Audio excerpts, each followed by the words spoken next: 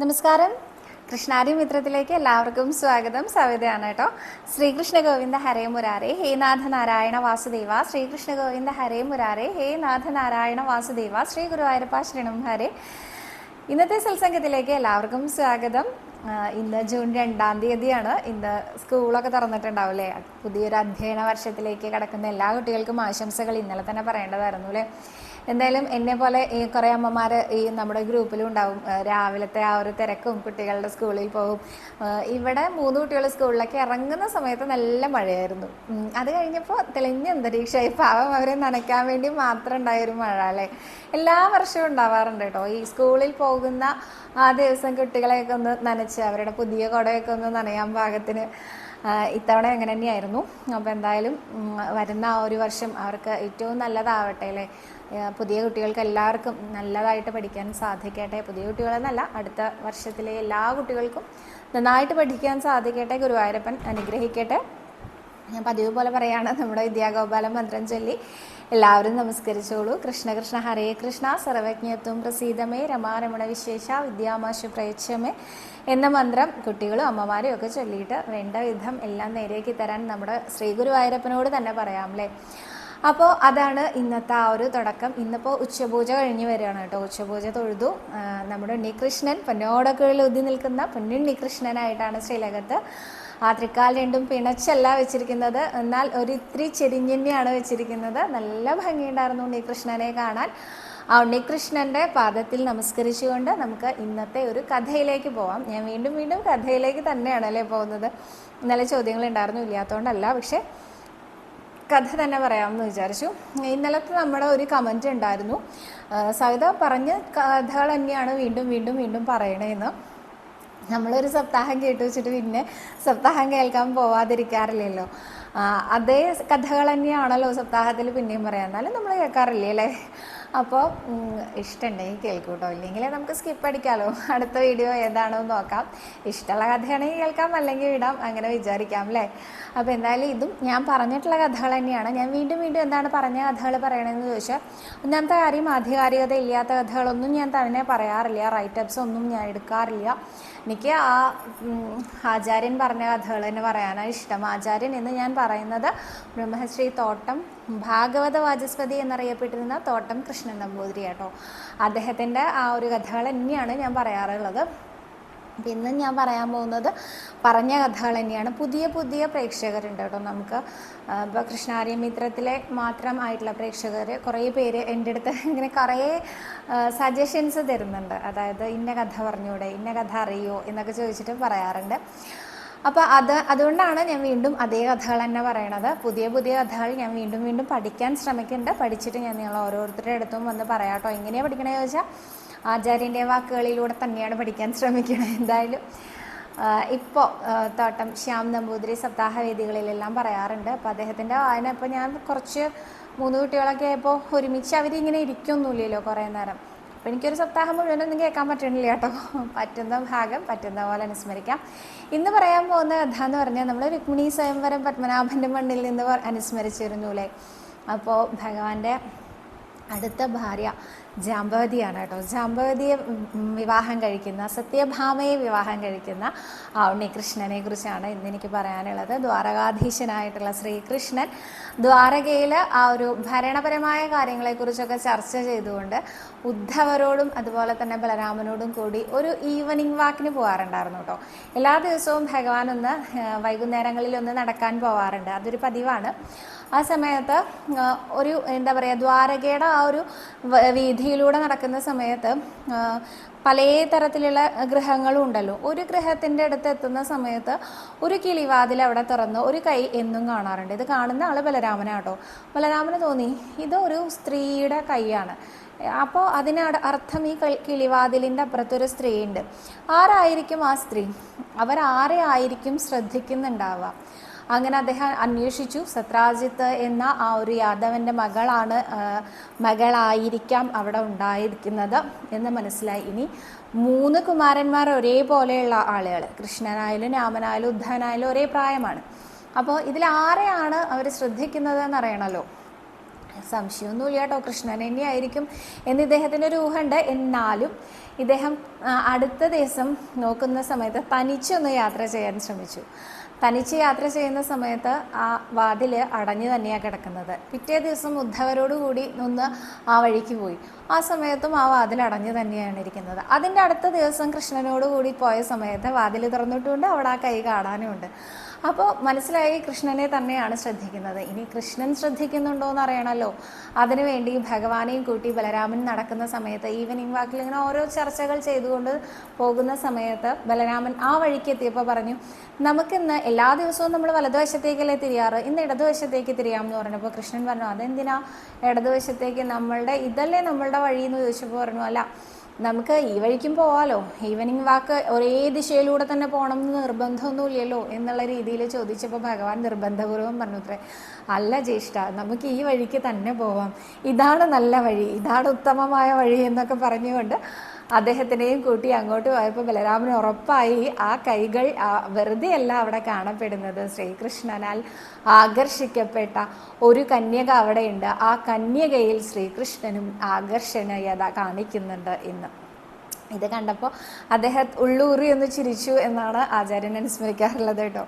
അപ്പോൾ എന്തായാലും അങ്ങനെ സത്യഭാമയും ശ്രീകൃഷ്ണനും തമ്മിൽ അഗാധമായ ഒരു ബന്ധം, ആത്മബന്ധം ഉള്ളിൽ ഉള്ളതായിട്ട് തന്നെയാണ് അനുസ്മരിക്കേണ്ടത്. അപ്പോൾ അതിനുശേഷം പിന്നീട് പറയുന്നത് സത്യഭാമയുടെ പിതാവ് സത്രാജിത്തിനെ കുറിച്ചാണ്. സത്രാജിത്ത് ധനപരമായിട്ട് കുറച്ച് പിന്നാക്കം നിൽക്കുന്ന ആളാണ് കേട്ടോ. അധികം ധനസ്ഥിതി ഒന്നും ഇല്ലാത്ത ഒരാളാണ്. ഈ ധനസ്ഥിതി ഇല്ല എന്ന് വെച്ചിട്ട് ഒരാളെ മോശമൊന്നും ആവില്ല. പക്ഷേ സത്രാജിത്തിൻ്റെ ഒരു തോന്നലിൽ ധനം ഇല്ലാത്തത് കൊണ്ട് എന്നെ ആർക്കും ഒരു വിലയില്ല എന്നൊരു തോന്നൽ. മാത്രമല്ല കൃഷ്ണനെ അംഗീകരിക്കാൻ ഒരു ബുദ്ധിമുട്ടും അദ്ദേഹത്തിനുണ്ട്. അതുകൊണ്ട് തന്നെ അദ്ദേഹം എപ്പോഴും പറയും, വലിയ ദ്വാരകാധീശനാണ്, ശ്രീകൃഷ്ണനാണ്, യാദവരെയെല്ലാം ഒന്നിച്ചാക്കിയതാണ് എന്നൊക്കെ നിങ്ങൾക്കൊക്കെ അഭിപ്രായം ഉണ്ടാവും, പക്ഷെ എനിക്കത്ര വലിയ അഭിപ്രായമൊന്നുമില്ല എന്നൊക്കെ പറയുന്ന സമയത്ത് സത്രാജിത്തിനോട് ഓരോരുത്തരും ചോദിക്കും, എന്താണ് കൃഷ്ണനെ കുറിച്ച് അങ്ങനെ പറയുന്നത്? അതല്ല, അദ്ദേഹത്തിന് എന്നെയൊന്നും കണ്ടാൽ അങ്ങോട്ട് കണ്ണിൽ പിടിക്കായക നല്ലോണം ഉണ്ട്. എന്താ ഈ കണ്ണിൽ പിടിക്കായ? കണ്ണിൽ പിടിക്കായ എന്താ, വേറൊന്നുമല്ല, എനിക്കൊന്നും പിന്നെ വേണ്ട വിധം ധനമൊന്നും ഇല്ലാത്ത ഈ ധനസ്ഥിതിയൊക്കെ നല്ലോണം ഉള്ള ആൾക്കാരെ മാത്രം കണ്ടു നടിക്കുക, അങ്ങനെയൊക്കെ ഒരു സമ്പ്രദായം ഉണ്ട്, ഇല്ല എന്നൊന്നും പറഞ്ഞിട്ട് കാര്യമില്ല എന്നൊക്കെയാണ് ഇദ്ദേഹത്തിൻ്റെ ഒരു ചിന്തയും അതുപോലെ തന്നെ പറച്ചിലും. അങ്ങനെ ഇരിക്കുന്ന സമയത്ത് സത്രാജിത്തിന് തോന്നി, എനിക്ക് കുറച്ച് ധനസ്ഥിതിയൊക്കെ ഉണ്ടായാൽ എന്നെ എല്ലാവരും ബഹുമാനിക്കും, ചിലപ്പോൾ കൃഷ്ണനേക്കാളും ബഹുമാനിക്കാനും മതി എന്ന്. അങ്ങനെ അദ്ദേഹം സൂര്യദേവനെ തപസ് ചെയ്യാൻ തീരുമാനിച്ചു. സൂര്യദേവനെ അദ്ദേഹം അതികഠിനമായി തപസ് അനുഷ്ഠിച്ചു കഴിഞ്ഞ് കുറച്ച് ദിവസത്തിന് ശേഷം അദ്ദേഹം പ്രത്യക്ഷനായ സമയത്ത് അദ്ദേഹം ആദ്യം തന്നെ ചോദിച്ചത്, ദ്വാരകാധീശനായ ശ്രീകൃഷ്ണൻ ഇവിടെ ഉള്ളപ്പോൾ അങ്ങ് എന്തിനാണ് എന്നെ വിളിച്ചത് എന്നാണ്.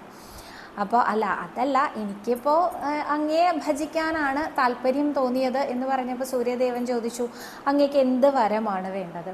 എനിക്ക് നല്ല ധനം ഉണ്ടായാൽ കൊള്ളാമെന്നുണ്ട്, അത് ആരാലും തോൽപ്പിക്കപ്പെടാത്ത അത്രയും ധനസ്ഥിതി എനിക്കുണ്ടായാൽ കൊള്ളാം എന്നുണ്ട് എന്ന് പറഞ്ഞു. ഇത് പറഞ്ഞപ്പോൾ സ്യമന്തകമണി എന്നൊരു മണി അദ്ദേഹത്തിന് സൂര്യദേവൻ സമ്മാനിച്ചു. ഒപ്പം പറഞ്ഞു, ഇതെവിടെയാണോ ഇരിക്കുന്നത് അവിടെ 8 ഭാരം കനകം ഉണ്ടായിരിക്കും എന്ന് പറഞ്ഞു അത്രേ. 8 ഭാരം എന്ന് പറയുന്നത് ഏത് കണക്ക് പ്രകാരവും ആവാം എന്ന് പറയുന്നുണ്ട്. എന്തായാലും 8 ഭാരം കനകം ഓരോ ദിവസവും കിട്ടുന്ന ഒരു മണി, അതാണ് സ്യമന്തകമണി. അത് കയ്യിൽ കിട്ടിയതിന് ശേഷം സത്രാജിത്തിന് ധനം കുമിഞ്ഞുകൂടാൻ തുടങ്ങി. അദ്ദേഹം വലിയ ധനികനായി, അദ്ദേഹം വലിയ കൊട്ടാരം നിർമ്മിച്ചു. അതിനുശേഷം എല്ലാവരും ആ ദ്വാരകയിലുള്ള യാദവന്മാരുടെയൊക്കെ ഒരു ചർച്ചാ വിഷയമായി ഈ സ്യമന്തകമണി. സത്രാജിത്ത് സൂര്യദേവനെ തപസ് ചെയ്തുത്രേ, അദ്ദേഹത്തിന് സ്യമന്തകമണി കിട്ടിയിത്രേ, ഇങ്ങനെയൊക്കെ ഉള്ള ഒരു സംസാരം വന്നു. ഇത് ഭഗവാനും അറിഞ്ഞു. ആ സമയത്ത് ഭഗവാൻ സത്രാജിത്തിനെ കണ്ടപ്പോൾ സത്രാജിത്തിനോട് പറഞ്ഞു, ആരാത്? സത്രാജിത്തല്ലേ, എന്തൊക്കെയാ അങ്ങേക്ക് വിശേഷം എന്ന്. സത്രാജിത്തിനെ കൂടെ ഒരു ഞെളിയലുണ്ടായിട്ടോ. അദ്ദേഹം അപ്പം തന്നെ പറഞ്ഞു, മനസ്സിൽ വിചാരിച്ചു, കണ്ടില്ലേ, ഞാൻ ആ ധനമൊന്നുമില്ലാതെ ഇരിക്കുന്ന സമയത്ത് ഈ ദ്വാരകയിലൂടെ തേരാപാര നടക്കുമ്പോൾ ഇദ്ദേഹം എന്നെ കണ്ടു നടിച്ചിട്ടില്ല, ഇപ്പം എന്തായി, ഞാൻ വലിയ കോടീശ്വരനായതുകൊണ്ട് ഇദ്ദേഹം എന്നെ കണ്ടു നടിക്കണ കണ്ടില്ലേ എന്നൊക്കെയുള്ള ഭാവത്തിൽ ഞെളിഞ്ഞങ്ങനെ നിൽക്കാൻ തുടങ്ങിയപ്പോൾ ആ സത്രാജിത്തിൻ്റെ തോളിൽ ചുമലിൽ ഇങ്ങനെ കൈ ഇട്ടുകൊണ്ട് ഭഗവാൻ ചോദിച്ചു അത്രേ, അല്ല സത്രാജിത്തെ, ഞാനൊരു വിഷയം കേട്ടുല്ലോ, അങ്ങേക്ക് സ്യമന്തകം എന്നൊരു മണി സമ്മാനിച്ചു സൂര്യദേവൻ എന്നൊക്കെ, അതൊന്ന് കാണാൻ സാധിക്കുമെന്ന്. അപ്പോൾ സത്രാജിത്ത് അത് കാണുന്നോണ്ട് എന്താന്ന് ചോദിച്ചപ്പോൾ പറഞ്ഞു, അല്ല വെറുതെ കാണാനല്ല, അതൊന്ന് എനിക്ക് തരാൻ പറ്റുമോ എന്ന് ചോദിച്ചു അത്രേ. ഒന്ന് ആലോചിച്ച് നോക്കൂ, നമ്മുടെ ഉണ്ണികൃഷ്ണൻ വെറും ഒരു മണിക്ക് വേണ്ടി ചോദ്യമായിട്ട് ചോദിച്ചിട്ടുണ്ടാവും എന്ന് തോന്നുന്നുണ്ടോ?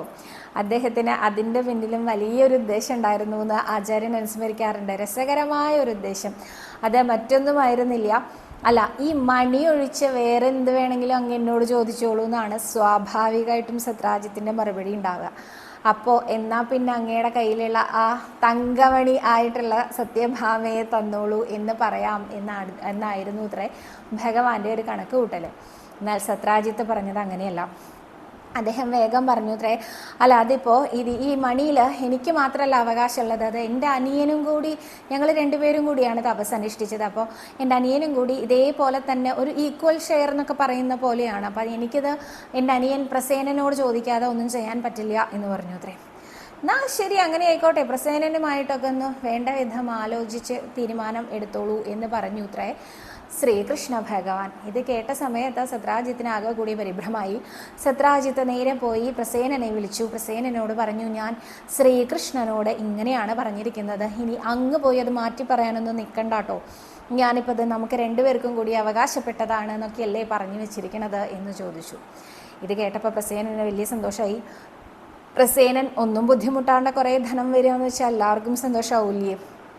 അപ്പോൾ പ്രസേനൻ പറഞ്ഞു അത്രേ, അതെ ജ്യേഷ്ഠ, നമ്മൾ ഇങ്ങനെയൊന്നും ഇരുന്നാൽ പോരാ, നമുക്ക് ഒരു ക്ഷേത്രം പണിയിപ്പിക്കണം. ഇപ്പോൾ അങ്ങനെയൊക്കെയാണ്. കാരണം നമ്മുടെ കയ്യിൽ ധനം ഉണ്ടെങ്കിൽ ഉണ്ടായാൽ പോരാ, അതുണ്ട് എന്ന് നാലാളെ കാണിക്കുകയും കൂടി വേണം.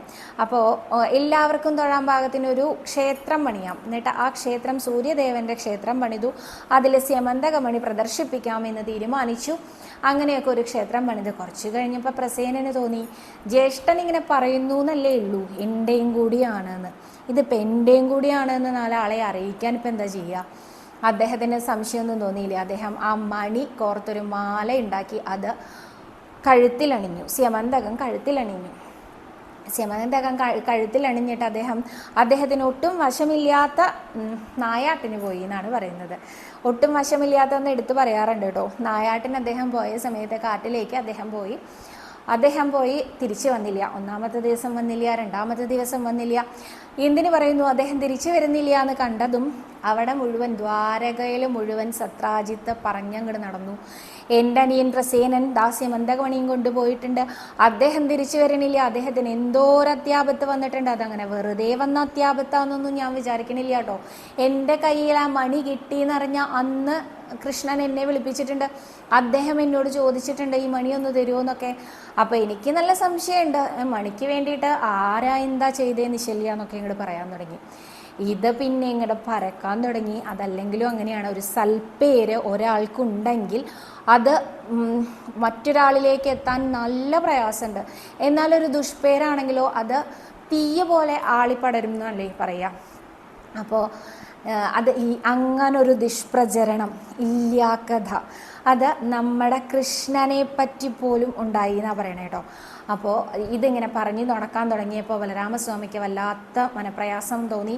ബലരാമസ്വാമി പറഞ്ഞു, അത്രേ ഉണ്ണി കൃഷ്ണ, ഇങ്ങനെ ആയാൽ പറ്റില്ല, ഉണ്ണിയെക്കുറിച്ച് ഇങ്ങനെ ഒരു അപവാദം കേൾക്കാൻ ജ്യേഷ്ഠന് നല്ല ബുദ്ധിമുട്ടുണ്ട് എന്ന് പറഞ്ഞ സമയത്ത് ജ്യേഷ്ഠൻ ഒട്ടും പരിഭ്രമിക്കേണ്ട, ഇത് എന്നെക്കുറിച്ച് വന്ന അപവാദമാണല്ലോ, ഇത് തീർക്കാൻ ഞാൻ ഒരു വഴി കണ്ടിട്ടുണ്ട് എന്ന് പറഞ്ഞ് അദ്ദേഹം ഈ പ്രസേനനെ അന്വേഷിച്ചുകൊണ്ട് കുറച്ച് സൈനികരോടുകൂടി വനത്തിലേക്ക് പോകാൻ തയ്യാറായി. അങ്ങനെ കൃഷ്ണനും സൈനികരും ചേർന്ന് വനത്തിലേക്ക് എത്തിയ സമയത്ത് ഒരു സ്ഥലത്ത് പ്രസേനൻ ചത്തു കിടക്കുന്നുണ്ട്. അത് മരിച്ചു കിടക്കുക എന്ന് തന്നെയാണ് പറയേണ്ടത്. എന്നാലും അങ്ങനെ കിടക്കുന്നത് കണ്ടാൽ തന്നെ അറിയാം അദ്ദേഹത്തിന് ഒരു സിംഹത്തിൻ്റെ ആക്രമണം ഉണ്ടായിട്ടാണെന്ന്. കാരണം ഏകദേശം കണ്ടാൽ അറിയാലോ, വന്യജീവി ആക്രമണത്തിലാണ് അദ്ദേഹം കൊല്ലപ്പെട്ടത് എന്ന് മനസ്സിലായിട്ടുണ്ട്. അങ്ങനെ അദ്ദേഹത്തിൻ്റെ സംസ്കാര ചടങ്ങുകൾക്കൊക്കെ ആയിട്ട് ഭടന്മാരെ ഏൽപ്പിച്ചുകൊണ്ട് ദ്വാരകയിലേക്ക് ഈ വിവരം അറിയിക്കണം, ധരിപ്പിക്കണം എന്ന് പറഞ്ഞുകൊണ്ട് പറഞ്ഞയച്ചു. പിന്നെയും മുന്നോട്ട് പോകുന്ന സമയത്ത് ആ സിംഹം അവിടെ ചെത്ത് കിടക്കുന്നത് കണ്ടു. അപ്പോൾ ഈ സിംഹത്തിൻ്റെ ആക്രമണത്തിൽ മരിച്ച പ്രസേനൻ്റെ കഴുത്തിൽ ആ മണി കാണാനില്ല, സിംഹത്തിനെയും കൊന്നിട്ടിട്ടുണ്ട് ആരോ. അപ്പോൾ ആ സിംഹത്തിനെ വധിച്ചത് ആരാണോ അവരായിരിക്കാം ഈ ഒരു മണിയുടെയും എന്താ പറയുക, മണി എടുത്തു കൊണ്ടുപോയതും. അതിനി ആരാണ് എന്നറിയാൻ സിംഹത്തിൻ്റെ മരിച്ചു കിടക്കുന്ന സിംഹത്തിൻ്റെ അടുത്തെ കാൽപ്പാടുകൾ ശ്രദ്ധിക്കവേ അത് തൊട്ടടുത്തുള്ള ഒരു ഗുഹയിലേക്ക് കടന്നുപോയ ഏതോ ഒരു കാൽപ്പാട് കണ്ടു. ഭഗവാന് സംശയം ഉണ്ടായില്ല. ഭഗവാൻ ഗുഹയിലേക്ക് കടക്കാൻ നോക്കി. ആ സമയത്ത് സൈനികർ വന്നപ്പോൾ പറഞ്ഞു, നിങ്ങളിവിടെ കാത്തു നിൽക്കൂ, ഞാൻ പോയി നോക്കിയിട്ട് വരാം എന്ന് പറഞ്ഞ് ആ ഗുഹാപ്രവേശം നടത്തിയത്രേ ശ്രീകൃഷ്ണ ഭഗവാൻ. ആ ഗുഹയുടെ അകത്ത് എന്താണ് കണ്ടത്? ആ മണി ഇങ്ങനെ തട്ടിക്കളിക്കുന്ന ഒരു കുട്ടിയെ ആണ് കണ്ടത്, ഒരു കന്യകാരത്നത്തിനെയാണ് കണ്ടത്. അത് മറ്റാരുമായിരുന്നില്ല, ജാംബവാന്റെ പുത്രി ജാംബവതിയായിരുന്നു. ഈ ജാംബവതി അതിമനോഹരനായ ഒരു മനുഷ്യനെ കണ്ട സമയത്ത് പരിഭ്രമിച്ചുകൊണ്ട് അകത്തേക്ക് പോയി അച്ഛനോട് പറഞ്ഞു, അച്ഛാ, നമ്മുടെ ഗുഹയിലേക്ക് ഒരു മനുഷ്യൻ ഇതാ കടന്നു വന്നിരിക്കുന്നു എന്ന്. ഇത് കേൾക്കേണ്ട താമസം ജാംബവാൻ. അതിന് മുമ്പായിട്ട് ഞാൻ പറയാം, ജാംബവാൻ ആരാണ് എന്ന് നമുക്കറിയാം. ആ ഒരു ദ്വാപരയുഗത്തിനും മുമ്പ് ത്രേതായുഗത്തിൽ ശ്രീരാമനോടൊപ്പം ഉണ്ടായിരുന്നതാണ് ജാംബവാൻ. ഈ ജാംബവാന് ശ്രീരാമദേവൻ്റെ ആ ഒരു പരാക്രമം കണ്ടിട്ട്, അതായത് അമ്പെയ്യുന്നതിലും യുദ്ധത്തിലൊക്കെയുള്ള നൈപുണ്യം കണ്ടുകൊണ്ട് അദ്ദേഹത്തിനോട് വലിയ താല്പര്യം തോന്നി. അപ്പം തന്നെ അദ്ദേഹത്തിനോട് പറഞ്ഞു, എനിക്കൊരു പുത്രിയുണ്ട്, അങ്ങേക്ക് വിവാഹം ചെയ്ത് തന്നാൽ കൊള്ളാമെന്ന് ആഗ്രഹമുണ്ട് എന്ന്. ഇത് കേട്ടപ്പോൾ ശ്രീരാമദേവൻ പറഞ്ഞു, എനിക്ക് ഈ ജന്മം ഏകപത്നി വ്രതമാണ്, അതുകൊണ്ട് തന്നെ എനിക്ക് ജാംബവതിയെ സ്വീകരിക്കാൻ ഒരു തരവുമില്ല. അപ്പോൾ ആ ജാംബവാന് വലിയ വിഷമം തോന്നിയ സമയത്ത് ജാംബവാനോട് പറഞ്ഞു, ഒട്ടും പരിഭ്രമിക്കേണ്ട, അടുത്ത യുഗത്തിൽ ശ്രീകൃഷ്ണനായി വരുന്ന സമയത്ത് ഞാൻ ആ ജാംബവതിയെ കൊണ്ടുവന്നോളാം എന്ന്. ഇത് കേട്ട സമയത്ത് ജാംബവാൻ ചിരിച്ചുകൊണ്ട് പറഞ്ഞു, അത്രേ, എൻ്റെ കന്യകയ്ക്ക് ഇപ്പോൾ വിവാഹപ്രായമാണ്, അവൾക്ക് ഇനി അടുത്ത യുഗം വരെ കാത്തിരിക്കണം എന്ന് പറഞ്ഞാൽ ഒരു വയസ്സായ ആ പ്രായത്തിലാണോ ആരെങ്കിലും വിവാഹം കഴിക്കുക എന്ന് ചോദിച്ച സമയത്ത് കാലം പ്രവേശിക്കാത്ത ഗുഹ കാണിച്ചു കൊടുത്ത് ഇതിനകത്തേക്ക് പ്രവേശിച്ചോളൂ എന്ന് പറഞ്ഞു അത്രേ. അതിനകത്ത് രാമനാമം ചൊല്ലിക്കൊണ്ട് കഴിച്ചു കൂട്ടുകയാണ് ജാംബവാൻ. അപ്പോൾ അന്ന് എത്രയാണോ ജാംബവതിക്ക് പ്രായം, അതേ പ്രായമാണിപ്പോഴും. ആ സമയത്താണ് ഭഗവാൻ എങ്ങോട്ട് കയറി വരുന്നത്. ജാംബവാന് ആ ഗുഹാപ്രവേശം ചെയ്യുന്ന സമയത്ത് തന്നെ വയസ്സായിട്ടുണ്ടായിരുന്നു കേട്ടോ. ആ വയസ്സായതുകൊണ്ട് തന്നെ അദ്ദേഹത്തിൻ്റെ ആ ഒരു മുഖത്ത് ചുളിവുകൾ വന്ന് ആ പിരുകത്തിൻ്റെ അവിടെയൊക്കെ ചുളിഞ്ഞ് കണ്ണിങ്ങനെ കണ്ണ് കാണാനും എങ്കിൽ ആ ഒരു പിരുകമൊക്കെ ഒന്നിങ്ങനെ കയറ്റി വെക്കണത്രേ, എന്നാലേ കാണുള്ളൂ. അങ്ങനെയുള്ള സമയത്താണ് ആ ഗുഹാപ്രവേശം ചെയ്തത്. അപ്പോൾ അദ്ദേഹത്തിന് ആ സമയത്തും അങ്ങനെയാണ്. അപ്പോൾ അദ്ദേഹം രാമനാമം ചൊല്ലിക്കൊണ്ട് മനുഷ്യൻ കടക്കുകയോ എന്ന് ചോദിച്ചുകൊണ്ട് ആ ഭഗവാനെ ഒരു ഇടി അങ്ങോട്ട് ഇടിച്ചു. ഭഗവാൻ ഒട്ടും പ്രതീക്ഷിച്ചില്ല കേട്ടോ. ഭഗവാനെ കാണുന്ന സമയത്ത് ആ ജാംബവാൻ ഓടി വന്ന് കെട്ടിപ്പിടിക്കുന്നൊക്കെ വിചാരിച്ച് നിന്ന ഭഗവാനെയാണ് ഒരു ഇടി ഇടിച്ചത്. അപ്പോൾ ഭഗവാനും വിചാരിച്ചു, കൊള്ളാട്ടോ, ഇത്രയൊക്കെ വാർദ്ധക്യം ബാധിച്ചു വെച്ചാലും ഇദ്ദേഹത്തിൻ്റെ ആ ഒരു ഇടിക്ക് എന്താ ഒരു ഘനം എന്ന് വിചാരിച്ചുകൊണ്ട് 2 ഇടി ഭഗവാൻ തിരിച്ചും കൊടുത്തു അത്രേ. അങ്ങനെ അങ്ങോട്ടും ഇടിക്കുക ഇങ്ങോട്ടും ഇടിക്കുക, ഇങ്ങനെ കാലം കടന്നുപോയി. ജാംബവതിക്കാണെങ്കിൽ വലിയ മനപ്രയാസം ഉണ്ടായി. കാരണം എത്ര തവണയായി അച്ഛൻ ഈ മനോഹരനായ ചെറുപ്പക്കാരനെ അടിക്കുന്നു, വേണ്ടാന്ന് പറയണം നല്ല മോഹമുണ്ട്, എന്നാൽ ആ ചെറുപ്പക്കാരൻ തിരിച്ച് അച്ഛനെയും അടിക്കുന്നുണ്ട്, അതും വേണ്ടാന്ന് പറയണമെന്ന് ആഗ്രഹമുണ്ട്. ഇങ്ങനെ ആലോചിച്ചുകൊണ്ട് ജാംബവതി ഇവരുടെ നടുക്കിലും പെട്ടു. എന്തായാലും അങ്ങനെ അവിടെയും ഇവിടെയും ഇടി ഇടി ഇടി എന്ന രീതിയിൽ 28 ദിവസമാണത്രേ ദ്വന്ദ്വ യുദ്ധം നടന്നത്. ഈ സമയം കൊണ്ട് തന്നെ പുറത്ത് കാത്തു നിന്നിരുന്ന സൈനികർ കൃഷ്ണൻ ഗുഹാപ്രവേശം ചെയ്തു എന്ന ആ ഒരു ദുഃഖ വാർത്തയാണ് ദ്വാരകയിൽ പറഞ്ഞത്. കൃഷ്ണന് ആ ഒരു മണി, സ്യമന്തകമണി കണ്ടുപിടിക്കാൻ സാധിച്ചിട്ടില്ല എന്നും അതുകൊണ്ട് തന്നെ അദ്ദേഹം ഗുഹാപ്രവേശം ചെയ്തു എന്നുമാണ് ഇവിടെ ദ്വാരകയിൽ പറഞ്ഞത്. 28 ദിവസം കഴിഞ്ഞപ്പോൾ ജാംബവാന് തോന്നി, ഇത്രയധികം എൻ്റെ അടി കൊള്ളണമെങ്കിൽ സാധാരണക്കാരനെ കൊണ്ട് പറ്റില്ല. കാരണം ആ സിംഹത്തിനെയൊക്കെ ഒരൊറ്റടിക്കാണ് അവിടെ കൊന്നവിടെ ഇട്ടിരിക്കുന്നത്. അങ്ങനെയുള്ള ഇദ്ദേഹത്തിൻ്റെ അടി താങ്ങാൻ എങ്ങനെയാ 28 ദിവസമൊക്കെ ഒരു മനുഷ്യനെ കൊണ്ട് സാധിക്കുക? സാധാരണ ഒരു മനുഷ്യനെ കൊണ്ട് സാധ്യമാവില്ല അത്. അപ്പോൾ ഈ വന്നിരിക്കുന്നത് ആരാണ് എന്ന് അദ്ദേഹത്തിൻ്റെ ആ ഒരു പിരുകമൊക്കെ ഇങ്ങനെ കയറ്റി വെച്ചുകൊണ്ട് ആ കണ്ണ് തുറന്നു നോക്കിയപ്പോൾ സാക്ഷാൽ ശ്രീരാമചന്ദ്രനെയാണ് അദ്ദേഹത്തിൻ്റെ മുന്നിൽ കാണാൻ സാധിച്ചത്. അദ്ദേഹത്തിൻ്റെ കണ്ണിൽ നിന്ന് ധാരധാരയായി കണ്ണുനീർ പൊഴിഞ്ഞുകൊണ്ട് അദ്ദേഹം രാമ രാമ രാമ രാമ രാമ രാമ എന്ന് പറഞ്ഞുകൊണ്ട് തൊഴുതങ്ങട് സാഷ്ടാംഗം നമസ്കരിച്ചു.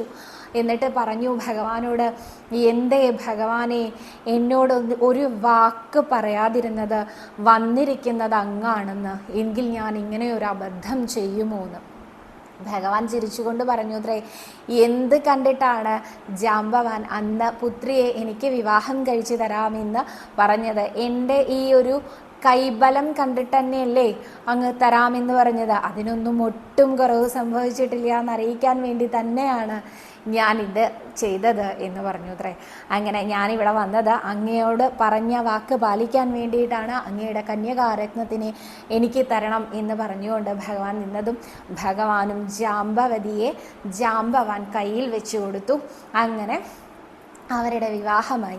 ആ വിവാഹ സമയത്ത് ഭഗവാൻ പറഞ്ഞു, പണ്ടത്തെ പോലെയൊന്നും അല്ല കേട്ടോ, ഇപ്പം വിവാഹം അങ്ങനെ വെറുതെ ഒന്നും നടക്കില്ല, സ്ത്രീധനമൊക്കെ വേണം എന്നാ പറയുക എന്ന് പറഞ്ഞുകൊണ്ട് ആ മണി എനിക്ക് തന്നോളൂ, ഇത് സ്ത്രീധനമാക്കാം എന്ന് പറഞ്ഞു അത്രേ. അപ്പോൾ ജാംബവാൻ ഇങ്ങനെ ചോദിച്ചു അത്രേ, ഇതോ ഈ മണിയോ, ഇതുകൊണ്ട് ഇപ്പം എന്താ ഉണ്ടാവുക എന്ന്. അപ്പോൾ ഈ കുരങ്ങൻ്റെ കയ്യിൽ പൂമാല കിട്ടുക എന്ന് പറഞ്ഞ ഒരു എക്സ്പ്രഷൻ ഉണ്ടല്ലോ, അതായിരുന്നു ജാംബവാൻ ആ സമയത്ത് എന്ന് വേണം കണക്കാക്കാൻ. അപ്പോൾ ഇതെന്തിനാണെന്ന് അദ്ദേഹത്തിന് ഒട്ടും മനസ്സിലായില്ല. അങ്ങനെ അദ്ദേഹം ശ്രീകൃഷ്ണ ഭഗവാൻ എല്ലാം വിസ്തരിച്ച് പറഞ്ഞു കൊടുത്തു കേട്ടോ, ഈ സ്യമന്തകമണി അന്വേഷിച്ച് വന്ന കഥ. ഇത് കേട്ടതും ജാംബവാൻ അടിമുടി അങ്ങോട്ട് ദേഷ്യം വന്നു. ആരാണ് എൻ്റെ ഭഗവാനെ കുറിച്ച് ഇങ്ങനെ മോശ അഭിപ്രായങ്ങൾ പറയുന്നത്? ഞാനുണ്ട് ഇവിടെ നേരെയാക്കാൻ എന്ന് പറഞ്ഞുകൊണ്ട് സടകുടഞ്ഞ് എഴുന്നേൽക്കുക എന്നൊക്കെ പറയില്ലേ, അതുപോലെ ഇങ്ങോട്ട് എഴുന്നേറ്റു അത്രേ. ആ സമയത്ത് ഭഗവാൻ പറഞ്ഞു, ഒന്നും വേണ്ട, ഈ മണി അവിടെ കൊണ്ടുപോയി കൊടുത്താൽ തൽക്കാലം തീരാവുന്ന പ്രശ്നങ്ങളെ അവിടെ ഉള്ളൂ എന്ന്. അങ്ങനെ ആ കന്യകാരത്നത്തിനെയും സ്യമന്തകമണിയെയും കൂട്ടിയാണ് ഭഗവാൻ ആ ഗുഹയിൽ നിന്നും 28 ദിവസങ്ങൾക്ക് ശേഷം പുറത്തേക്ക് വന്നതും ദ്വാരകയിലേക്ക് എത്തിയതും. ദ്വാരകയിൽ വെച്ച് ജാംബവതിയെ വിവാഹം കഴിക്കുകയും സത്രാജിത്തിന് മണി സ്യമന്തകമണി തിരിച്ചു കൊടുക്കുകയും ചെയ്തു. അതിനുശേഷം ഉണ്ടല്ലോ സത്രാജിത്തിൻ്റെ ജീവിതം കുറച്ചുകൂടി ബുദ്ധിമുട്ടിലായി. കാരണം സത്രാജിത്ത് പുറത്തേക്ക് ഇറങ്ങിയ ഉടനെ ഒരു യാദവൻ ചോദിക്കും, ഇദ്ദേഹത്തിന് മനസ്സിലായില്ലേ? ഇല്ല, മനസ്സിലായില്ലേ? നമ്മുടെ കൃഷ്ണനെ കുറിച്ച് അപവാദം പറഞ്ഞുണ്ടാക്കിയ സത്രാജിത്തില്ലേ, അയാൾ തന്നെ എന്ന് പറയും. അപ്പോൾ രണ്ടടി നടന്നു കഴിഞ്ഞാൽ, ആരാ? ആ സൂര്യൻ്റെ മണി വാങ്ങിച്ച ആൾ തന്നെയാണ് ഇങ്ങനെ പറയാൻ തുടങ്ങി ഇത്രേ. ഓരോ തെരുവിൽ പോയാലും സത്രാജിത്തിന് ഇത് തന്നെയാണ് കിട്ടാറില്ല. ഇങ്ങനെ കിട്ടി തുടങ്ങിയപ്പോൾ സത്രാജിത്ത് വാതിലുകളൊക്കെ കൊട്ടിയടച്ച് അകത്തിരിക്കാൻ തുടങ്ങി. വല്ലാത്ത സങ്കടത്തിലായി. അവസാനം സത്യഭാമ പറഞ്ഞു ഇത്രേ, അച്ഛൻ എന്തിനാണ് ഇങ്ങനെ വിഷമിക്കുന്നത്? അപ്പോൾ സത്രാജിത്ത് കാര്യം പറഞ്ഞു, എനിക്കിപ്പോൾ പുറത്തിറങ്ങി നടക്കാൻ പറ്റുന്നില്ല, ഞാനിപ്പോൾ വിചാരിച്ചോ ഇതിപ്പോൾ ഭഗവാൻ എടുത്തിട്ടില്ല എന്ന് വിചാരിച്ചില്ല എന്നൊക്കെ പറഞ്ഞപ്പോൾ പറഞ്ഞു, അങ്ങ് വേണ്ട വിധം ധരിക്കാത്തത് കൊണ്ടാണ്. അങ്ങ് അറിഞ്ഞില്ലേ ജാംബവതി എന്നൊരു കന്യകയെ ഭഗവാൻ സ്വീകരിച്ചത്? അതറിഞ്ഞു. ജാംബവതിയുടെ അച്ഛൻ ഭഗവാനെ 28 ദിവസം തല്ലിയത് അങ്ങ് അറിഞ്ഞിരുന്നു, ഇടിച്ചു പൊരിച്ചത് അങ്ങ് അറിഞ്ഞിരുന്നു? ഓവ്, അതറിഞ്ഞിരുന്നു. ആ 28 ദിവസം ഇടിച്ചു പൊരിച്ചിട്ട് ഇന്നേ വരെ ആരെങ്കിലും ജാംബവാനെ കുറിച്ച് എന്തെങ്കിലും പറഞ്ഞോ? എന്താ കാരണം? ഇപ്പോൾ ഒന്നും പറയാൻ പറ്റില്ല, ഭഗവാന്റെ ബന്ധുവാണേ, അപ്പോൾ ഒന്നും പറയാൻ പറ്റില്ലല്ലോ.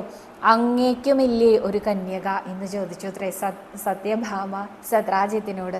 സത്രാജിത്തിന് കാര്യം മനസ്സിലായി. സത്രാജിത്ത് എന്നാൽ ശരി, അത് തന്നെ ആവാം എന്ന് വിചാരിച്ചുകൊണ്ട് ശ്രീകൃഷ്ണനെ പോയി കണ്ടുകൊണ്ട് പറഞ്ഞു, എൻ്റെ കയ്യിലുള്ള ഈ സ്യമന്തകമണിയും എൻ്റെ കന്യകയായിട്ടുള്ള സത്യഭാമ എന്ന പുത്രിയെയും അങ്ങയെ ഏൽപ്പിക്കാനാണ് ഞാൻ വന്നത് എന്ന്.